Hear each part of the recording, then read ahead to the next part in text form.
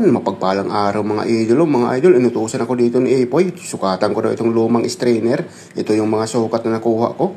Dahil magre-request daw siya ng bago. Sabi ko, huwag ka nang mag-request. Gagawa na lang ako. Nagpasikat na naman ako dito kay Chief Engineer. Sabi niya, wala tayong tugo na kasing laki ng strainer. Sabi ko, no problem.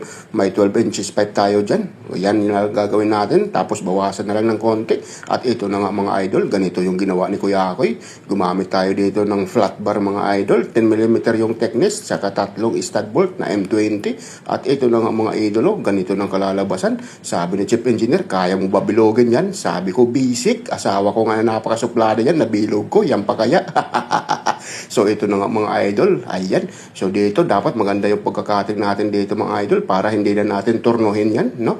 O yan, no? Kita nyo naman yung pagkakating ni Kuya Akoy, swabing mga idol. At ito na nga, nasa 75% na. So ito na nga mga idol, nasa 80% na. Matatapos na lahat ng mga idol. Ngayon, gagawa naman tayo ng cover. Ito nga sinasabi ko, dapat maganda yung pagkakating natin para hindi na natin ilagay sa turnuhan.